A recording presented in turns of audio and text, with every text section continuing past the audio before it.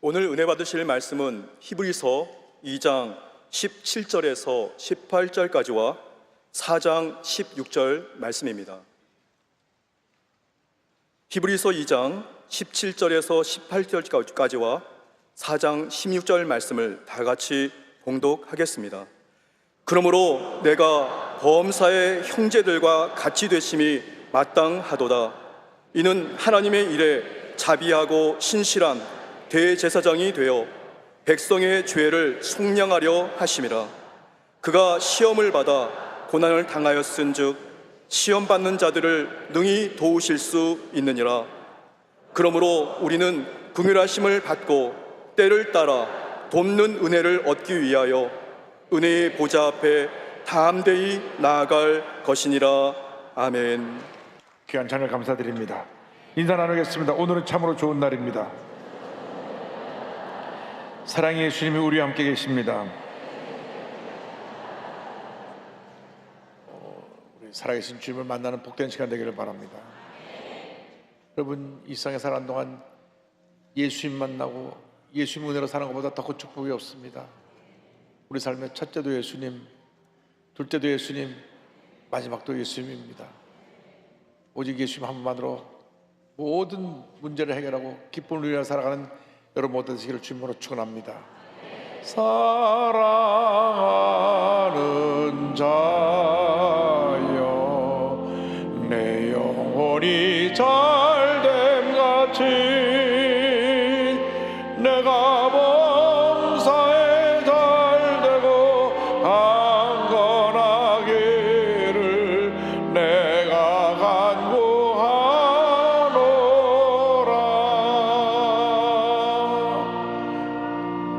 기도하겠습니다. 하나님 아버지, 저희 주 앞에 나왔습니다. 이 시간 주님의 시간입니다. 우리 한 사람 한 사람 만나주시고 치료하여 주시고 회복시켜 주셔서 주님의 은혜가 기쁨이 넘쳐나게 하여 주옵소서. 예수님의 이름으로 기도 올리옵나이다. 아멘. 오늘 말씀의 제목은 우리를 도우시는 예수님입니다. 제목을 한번 따라 주시기 바랍니다. 우리를 도우시는 예수님.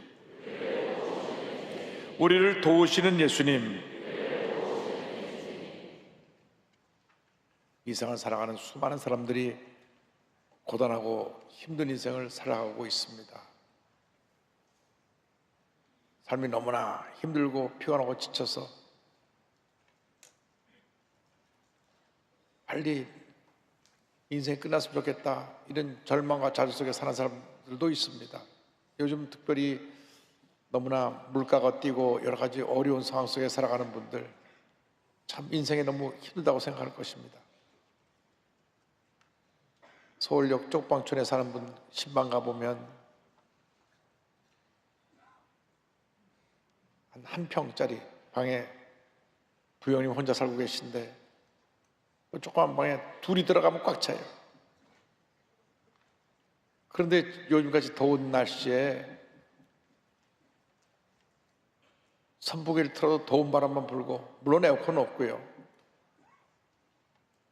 하루하루 힘들고 어려운 삶을 살아가는데 그래도 예수 믿고 나서 그 어렵고 힘든 삶을 믿음으로 헤쳐나가는 걸 보면 참 감사할 일입니다. 우리들이 이 세상 살면서 나 자신만을 위한 삶을 사는 것이 아니라 우리 주위를 돌아보면서 우리 주위에 고달픈 인생 사는 사람들, 힘들고 어려운 사람들을 사랑으로 품을 수 있고 돌볼 수 있게 되기를 주님의 이름으로 축원합니다. 우리나라 현재 전국의 이 보육원이나 아동복지시설에 살고 있는 아동들이 약 11,000명 정도 됩니다. 그래도 충격적인 것은 매년 약 4,000명의 아이들이 부모님이 이혼하든가 부모님이 아이를 때리든가 또 부모님이 실직해서 먹고 살 수 있는 능력이 안 돼서 그래서 아이를 이런 보육시설에 보내고 있다고 하는 것입니다. 1년에 4,000명이라고 하면 지금도 하루에 10명씩은 그렇게 부모님이 아이를 사랑으로 기르지 못하고 글로 내보내는 것입니다. 그럼 그 아이들은 얼마나 외롭고 힘들고 어려운 삶을 살아가게 되겠습니까? 부모로부터 버림받았다고 하는 그 아픔, 그곳에 와서도 참 기쁨이 없고 늘 우울하고 그런 고통에 살아가는 많은 우리 주위에 이웃들이 있습니다. 다행히 우리 교회 NGO가 후원하는 그 땅끝마을의 천사의 집 같은 데 보내지면 정말 원장님이야 모든 분들이 가족처럼 다 품어주고 사랑으로 돌봐주기 때문에 아이들이 행복하게 잘 자랍니다. 그곳에서 정말 기쁨이 충만하고, 저기 가보면 조금도 아이들이 얼굴이 어두운 아이가 없어요. 다 환해요. 들어올 때는 다들 온갖 세상의 문제를 짊어지고 왔다가 거기 와서 예수님 안에서 행복함을 누리고 살아가고 있는 아이들을 봅니다. 그런데 우리가 겪어야 될 것은 아무리 우리가 어려운 환경에 산다고 할지라도, 좋은 환경에 산다고 할지라도 우리 마음속 한 구석에 때때로 외롭고 힘든 그 마음이 내 마음을 뒤흔들어 놓으면 깊은 절망에 빠지게 되는 것입니다. 그것은 우리 모든 인간이 하나님을 떠난 이후 그 마음속에 영적 고독함이 자리 잡고 있기 때문인 것입니다. 우리 삶의 유일한 기쁨은, 유일한 만족은 오직 예수님 한 분밖에 없습니다. 그런데 예수님이 이 땅에 오셔서 살 동안에 예수님도 그런 우리와 같은 힘들고 어려운 그런 고난의 시간을 보냈던 것을 알 수 있습니다. 하루는 예수님께서 이렇게 말씀하셨습니다.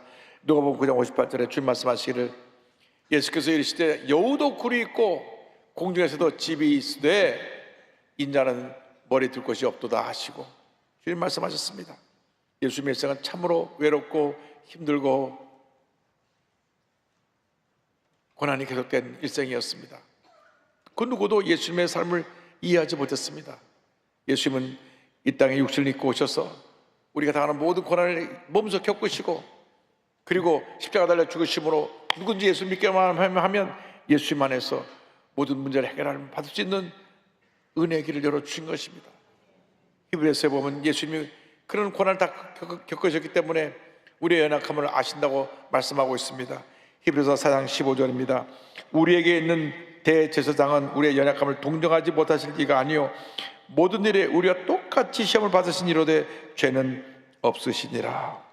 죄 없으신 예수님이 우리를 대신해서 그 고난을 겪으신 것입니다. 그 예수님이 지금도 우리를 돌보고 계시고 돕고 계신 것입니다. 우리를 도우시는 주님이 되시는 것입니다. 주님이 이 땅에서 상처 입은 영혼들을 치료해 주셨습니다. 모든 시험과 환난을 다 겪으시고 우리의 죄를 짊어지고 십자가 달려 죽음의 고난을 당하신 것입니다. 히브리서 2장 9절에 말씀합니다.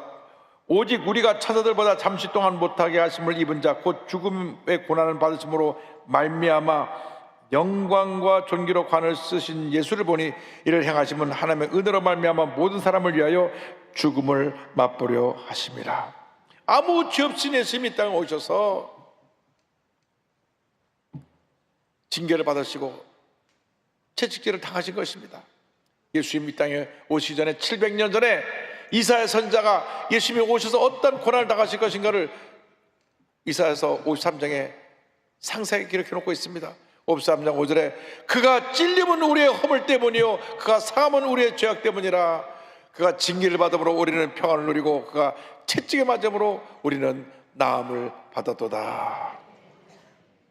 우리의 허물 때문에 주님이 가시에 찔리시고 창에 찔리셨습니다. 우리의 죄악 때문에 그 몸이 상하셨습니다.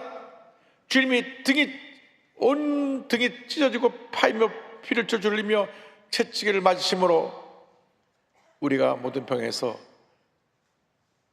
나음을 받게 된 것입니다. 이게 주님의 은혜입니다.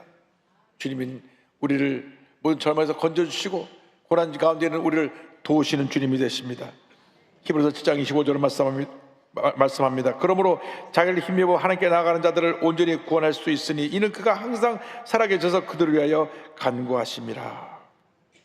우리를 구원해 주시고 우리를 위해서 간구하신 주님, 주님 우리 형편과 처절하시고 우리를 긍휼히 보십니다. 우리를 불쌍히 보시는 주님. 히브리서 4장 15절은 말씀합니다. 우리에게 있는 대제사장은 우리의 연약함을 동정하지 못하실 리가 아니요 모든 일에 우리가 똑같이 시험을 받으시니로되 죄는 없으시니라. 죄는 없으신 예수님이 우리가 당하는 모든 고난을 친히 다 감당하시고 미리 스스로 고난을 겪으신 것입니다. 성경을 보면 예수님께서 이 땅에 오셔서 눈물을 흘리는 장면이 3번 나옵니다. 하나는 한 개인의 죽음 앞에서 눈물을 흘리십니다. 또 하나는 이스라엘 백성이 이제 하나님께 심판받아서 예루살렘 성에 멸망당한 것을 생각하면서 멸망받을 예루살렘 성과 이스라엘 백성을 생각하시며 눈물을 흘리시고, 또 3번째는 온 인류 구원을 위해서 통곡하시며 눈물을 흘렸던 장면, 모습이 성경에 기록됩니다. 나사로라고 하는 그 베다니 지역에 살고 있는 그 3남매 오라버니가 세상을 떠났을 때 그 마르다 마리아 그 3남매가 예수님이 언제나 그 지역만 오면 잘 섬겼는데 그 주님을 사랑하고 섬기던 집에 가장인 오라버니가 죽었을 때 동생들이 슬피웁니다. 왜? 일찍이 부모님 여의고 오빠 하나 믿고 살았는데 오빠가 덮부덕 죽었어요. 그 슬피우는 모습을 보면서 예수님이 그들의 슬픔을 아시고 눈물을 흘리십니다. 요한복음 10장 35절 보니까 예수께서 눈물을 흘리시더라 되어 있습니다. 영어 성경에서 가장 짧은 구절이 바로 요한복음 10장 35절입니다. Jesus wept, 예수님 우셨다 이렇게 되어 있습니다. 그리고 이스라엘 민족을 생각하시면서 예루살렘 성을 바라보시며 눈물을 흘리십니다. 누가복음 19장 41절 42절입니다. 가까이 오사 성을 보시고 우시며 이르시되 너도 오늘 평화에 관한 일을 알았다면 좋을 뻔하였거니와 지금 내 눈에 숨겨졌도다. 뿐만 아니라 우리를 얼마나 사랑하시는지, 온 인류를 구원하시기 위해서 십자가 달리기 전날 밤에 겟세마네 동산에서 통곡하며 눈물을 흘리셨습니다. 히브리서 5장 7절로 설명합니다. 그가 육체에 계실 때에 자기를 죽음에서 능히 구원하실 이에게 심한 통곡과 눈물로 간구와 소원을 올렸고 그의 경건하심으로 말미암아 들으심을 얻었느니라. 주님이 이렇게 우리를 사랑하시고 우리를 불쌍히 여겨 주십니다.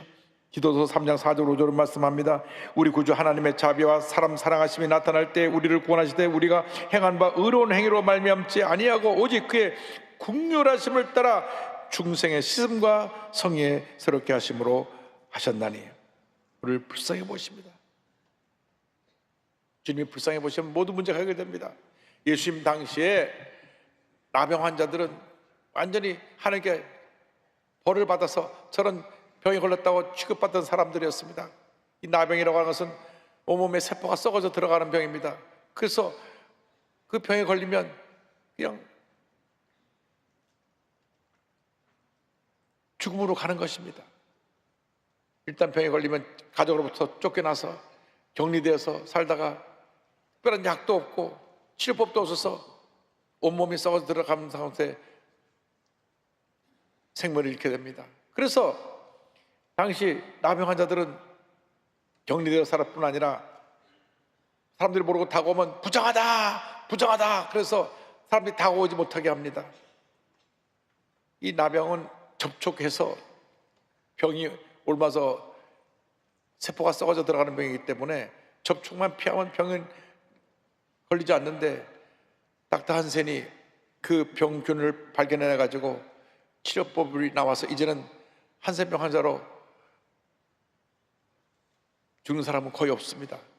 그래서 지금 한센병이라고 부르는데 그것은 얼마 전에 그 한센 닥터 한센이 그 병의 균을 발견해낸 것이고 그 전까지는 이 나균에 의해서 온몸이 썩어들어가면 다 죽음의 고통을 맛봐야 했던 것입니다.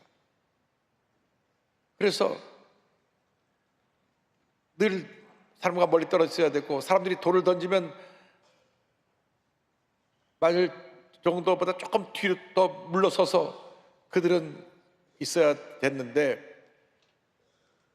어느 날 예수님께 나병 환자가 돌에 맞아 죽을 각오를 하고 예수님께 달려와서 엎드렸습니다. 마가복음 1장 40절 41절입니다. 한 나병 환자가 예수께 와서 꿇어 엎드려 간구하여 이르되 원하시면 저를 깨끗하게 할 수 있나이다. 예수께서 불쌍히 여기사 손을 내밀어 그에게 대시며 이르시되 내가 원하노니 깨끗함을 받으라 하시니. 사람들은 이 나병 환자들을 피하고 사람 취급을 안 하고 사람들에게 오면 돌을 던지고 했는데 오히려 예수님은 그에게 손을 대시며 그의 병을 고쳐주셨습니다. 그를 불쌍히 보시고 병을 고쳐주셨습니다. 사람들에게 동정을 얻지 말고 문제 해결 대신 예수님께 나와서 문제 해결을 받게 되는 여러분 되기를 바랍니다. 사람들은요, 자기가 무슨 어려움 당하면 뭐 하늘 무너질 것 같은 그거 가지고 난리를 치면서도 남이 진짜 어려움 당할 때는 그냥 별로 관심이 없습니다. 안 됐네 이러고 지나가는 사람이 인심이에요. 여러분, 그렇기 때문에 우리가 예수님께 나와야지 사람을 찾아가면 안 됩니다. 여러분, 어떤 문제를 갖든 어려움을 갖든지 문제를 만났든지 어떤 질병에 걸렸든지 먼저 주 앞에 엎드려 기도하고 주님 나를 불쌍히 보시옵소서 눈물로 기도하시기 바랍니다.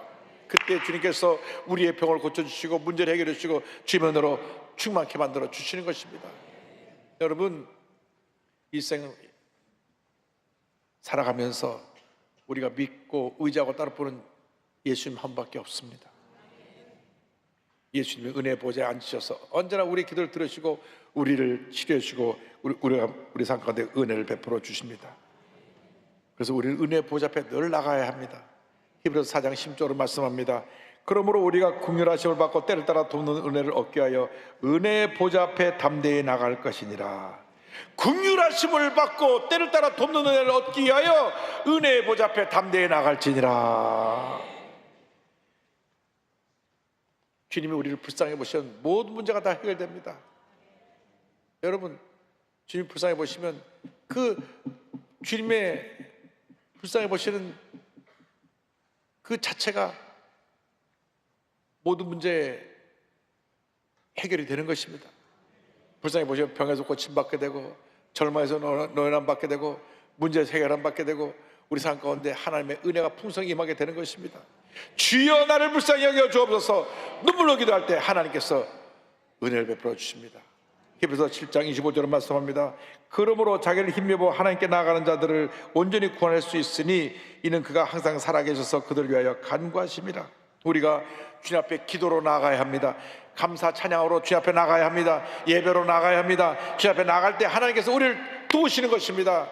에베소 3장 12절에 말씀합니다. 우리가 그 안에서 그를 믿음으로 말미암아 담대함과 확신을 가지고 하나님께 나아감을 얻느니라.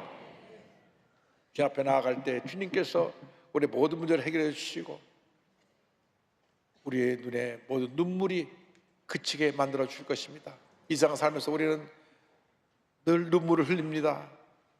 아파서 울고 슬퍼서 울고 괴로워서 울고 답답해서 울고 사랑하는 사람을 떠나면서 그리워서 울고 너무 좋아도 울어요.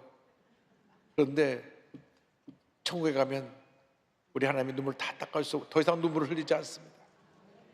계시록 7장 17절입니다.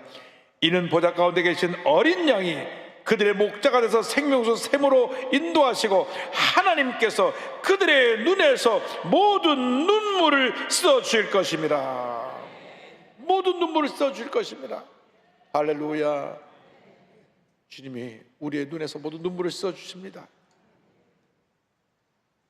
이 땅에서의 고난은 잠깐입니다. 우리가 이 고난의 과정을 잘 믿음으로 이겨나가면 저 천국에서 영원한 기쁨이, 영원한 하나님의 축복이 우리를 기다리고 있는 것입니다.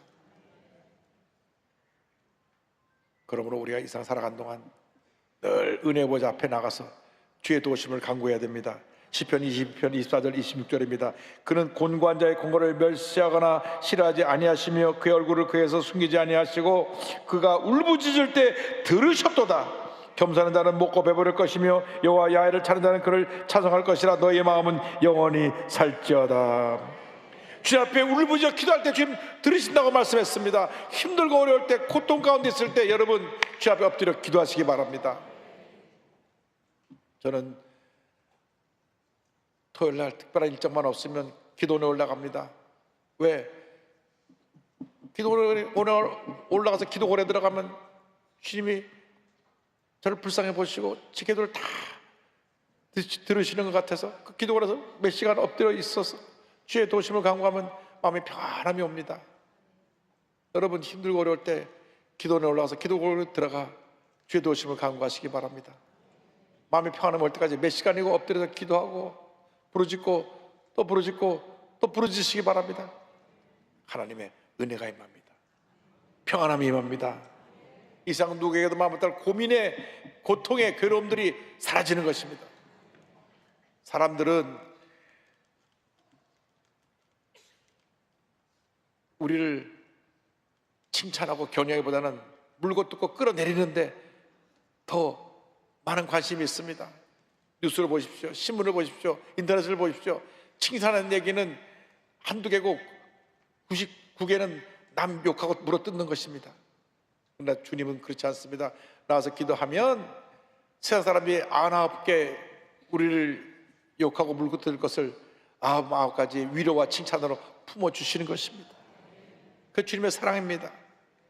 주님 우리를 용서하시고 사랑하시고 우리를 은혜 가운데로 이끌어 주십니다. 현대판 그 노예 문제를 해결하기 위해서 힘쓰는 국제 NGO IJM이라고 하는 NGO가 있는데요. International Justice Mission이라고 우리말로 하면 국제 정의 선교 본부 같은 단체인데 이 글로벌 NGO의 한국 대표인 민준호 대표의 간증입니다. 이분은 모태신앙으로 태어났습니다. 그러나 그냥 어릴 때부터 교회를 다니다 보니까 식사기도 하는 정도밖에는 그냥 습관적으로 신앙생활을 했던 그분입니다. 본인이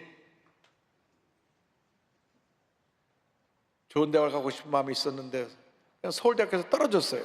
서울대학을 쳤다가. 근데 1년 재수하는 동안에 그의 삶에 놀라운 하나님의 은혜가 임했습니다. 예수를 만나는 귀한 역사가 나타나게 된 것입니다. 1995년 6월 달에 아버지 생신날에 아버지 와이셔츠를 사러 갔는데 그때는 지금처럼 크레딧 카드로 결제를 하지 않고 현금으로 다 결제할 때입니다. 90년대만 해도. 근데 돈이 부족해서 1층에 현금 인수기에 돈을 뽑으러 갔는데 사람들이 줄이 길어요. 그래서 백화점에서 나와가지고 길 건너편에 있는 은행에서 현금 인수기에서 돈을 뽑는데 백화점이 와르르 무너진 거예요. 여러분이 잘 아시는 삼풍백화점 붕괴 사건입니다. 수많은 사람들이 죽었죠.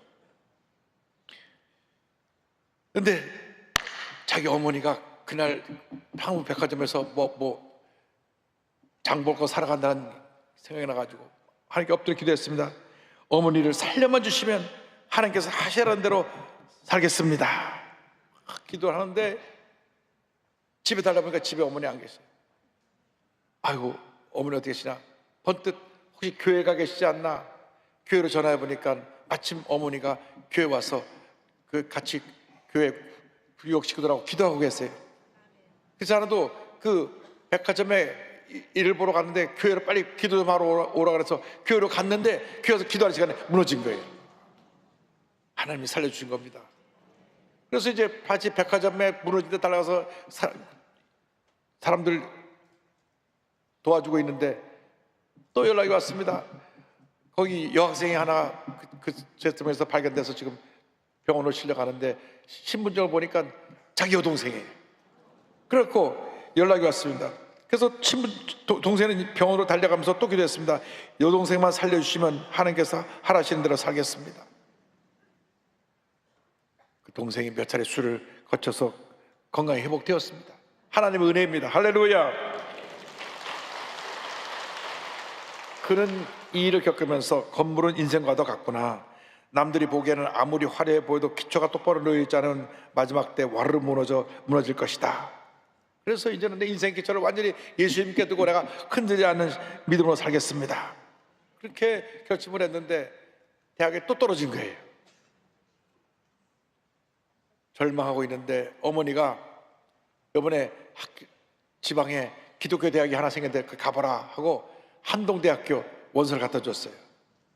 당시 포항에 있는 한동대학교는 지금 건물이 크고 명문대학이 되었지만 그때는 강의동 하나, 기숙사 하나, 식사동 하나, 건물 3개만 덩그러니 있는 알려지지 않은 학교였는데 96년 봄에 제2회 입학생으로 들어갔는데 들어가자마자 학교가 부도에 갇혀있다고 게시판에 붙어가지고 학생들이 모여서 이제 이 부도가 나면 학교가 폐교가 되고 공부를 할 수 없으니까 매일같이 모여 기도합니다. 그가 함께 모여 기도하면서 하나님이 그 어려운 고비고비를 넘게 해주셔서 한동대학을 붙들어 주시고 그래서 위기를 벗어나게 해준 것을 보면서 우리 하나님의 백성들은 모여서 함께 기도해야 되겠구나, 기도의 중요성을 알게 됐습니다. 그래서 한동대학을 다니면서 하나님께서 우리의 필요한 걸 채워준다는 걸 알게 되었는데 3분 백화점 붕괴로 부상을 입었던 동생은 내가 주님으로 덤으로 사는 인생이니까 선교사로 가겠습니다 하고 중동으로 선교사로 떠납니다. 오빠, 3분 백화점 사건 이후의 삶은 덤으로 사는 거야. 그러니까 하나님이 원하시는 대로 가야 해. 그래서 중동 선교사로 떠납니다. 본인은 외국계 NGO에서 10년 가까이 일하다가 이 IJM 미션을 알게 됩니다. 그 IJM은 부당하게 노예로 팔려가거나 인신매매, 성폭력 등의 범죄로 고통당하고 있는 그 사람들을 돕는 단체인데 이들을 붙잡아서 팔고 학대한 이 나쁜 범죄자들을 현재 법정에 세워서 벌을 받게 하고 그리고 억울하게 피해 입은 사람을 살려내는 그 사명을 감당하는 것이 인터내셔널 저스티스 미션 그 NGO인데 한국법인 대표가 돼서 2030년까지 폭력으로 고통받는 전 세계 5억 명을 구제하는 목표를 세우고 지금 귀한 사명을 감당하고 있습니다. 민준호 대표가 이렇게 고백합니다. 우리 계획, 생각대로 되지 않는 일들이 많으나 하나님께서 우리에게 가장 선한 것을 주시기로 작정하셨고 가장 선한 것을 주시는 분이십니다. 때로 우리의 기도가 응답되지 않아 원망하고 낙심이 될 때도 있습니다. 그때 우리에게 가장 선한 것을 주시겠다는 하나님의 약속을 믿읍시다. 나의 시간의 열매를 보지 못하게 될지라도 반드시 성취될 그 약속을 믿고 나아갑시다. 우리가 서 있는 자리에서 예수님을 전적으로 신뢰하면서 걸어갈 수 있게 되기를 소망합니다. 이것을 믿고 기도하는 우리들이 되기를 소망합니다. 할렐루야. 여러분, 주님이 우리와 함께 하십니다. 우리의 눈물을 씻어주십니다. 우리를 불쌍히 보십니다. 우리 모든 염려를 하시고 우리를 도와주시는 주님 앞에 모든 것 다 내려놓고 주의 도심을 간구하며 예수님의 손 꼭 붙잡고 한평생 믿음으로 전진 또 전진하는 여러분 되시기를 주님으로 축원합니다. 찬송가 442장 함께 하겠습니다. 저장 믿고 뒤에 있을 아직 맺혀 있는 그때에 귀에 은은히 소리 들리니 춤성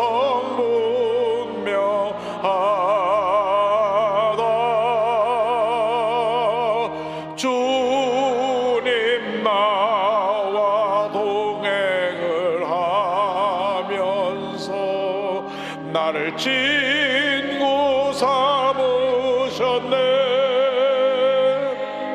우리 서로 받은 그 기쁨은 알 사람이 없도다. 밤 깊도록 동산 안에 주와 함께 있으려 하나. 괴로운 세상에 할 일 많아서 날 가라며 하신다.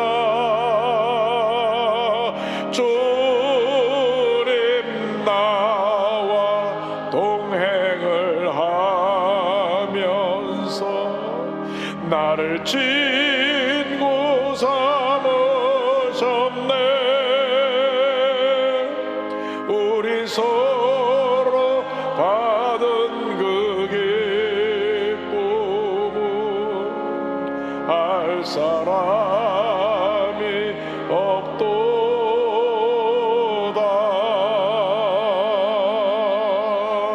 없도다. 괴로운 세상에 할 일 많아서 우리를 가라고 주님 부르고 계십니다. 우리가 축복받은 하나님의 자녀로서 은혜 받은 것을 끝나는 것이 아니라 이 받은 사랑을 고난받는 이웃, 상처받는 이에게 나눠주며 주님의 사랑을 실천하며 살아가는 주님의 자녀들이 되어야 할 것입니다. 그 같은 삶을 살아가는 여러분 모두가 되시기를 주님의 이름으로 축원합니다. 축원합니다. 축원합니다. 기도하겠습니다. 사랑과 은혜와 자비가 무한하신 하나님 아버지, 잠깐 지나가는 인생길에 예수 믿고 하나님 자녀가 되게 하셨사오니 사랑의 주님 손 꼭 붙잡고 믿음으로 한평생 전진해 나가는 저희 모두가 될 수 있도록 은혜 내려 주옵소서. 고난받고 상처받은 이웃들에게 예수의 사랑을 실천하는 주님의 일꾼 되게 하여 주옵소서. 예수님의 이름으로 기도 올리옵나이다. 아멘. 몸이 아프신 분은 아픈 자리에 손 얹으시고 문자 손을 갖고 오신 분은 가슴에 손 얹고 기도합니다. 사랑과 은혜와 자비가 무한하신 하나님 아버지, 믿음으로 손 얹고 기도합니다. 주님, 우리의 아픔을 아시고 우리의 슬픔을 아시고 우리의 외로움을 아시는 주님, 우리를 이 시간 주님의 사랑에 품에 안아주시고 어루만져 주시고 우리를 치료하여 주옵소서. 상한 마음, 상처받은 마음을 치료하여 주옵소서. 병든 육체를 치료하여 주옵소서. 마음의 염려, 근심, 걱정, 불안, 초조, 깊은 상처, 과거 실패에 대한 트라우마들은 떠나갈지어다. 나사렛 예수 그리스도의 이름으로 명하니 심한 두통, 불면증, 우울증, 노이로제, 각종 정신질환은 물러갈지어다. 눈과 코와 입과 목의 질병은 떠나가라. 어깨, 척추, 허리, 관절의 병이 물러갈지어다. 심장병, 위장병은 떠나갈지어다. 고혈압, 당뇨가 물러갈지어다. 악성 중량과 암은 떠나가라. 피부병, 난치병, 불임증은 물러갈지어다. 자녀를 위한 기도가 응답될지어다. 직장과 사업에 하나님의 은혜가 임할지어다. 모든 기도의 제목이 주의 뜻 가운데 응답될지어다. 기도하고 구한 것은 받은 줄로 믿으라. 감사하고 예수님의 이름으로 기도 올리옵나이다. 아멘. 지금은 우리 구세주 예수 그리스도의 무한하신 은혜와 하나님 아버지의 크노보신 사랑과 성령의 감동감화 인도가 충만하게 하시며 우리의 모든 아픔을 아시고 우리를 불쌍히 보시고 돌보시는 주님의 손만 붙잡고 믿음으로 나아가는 주님의 자녀들 위해 지금부터 영원토록 함께 있을지어다. 아멘.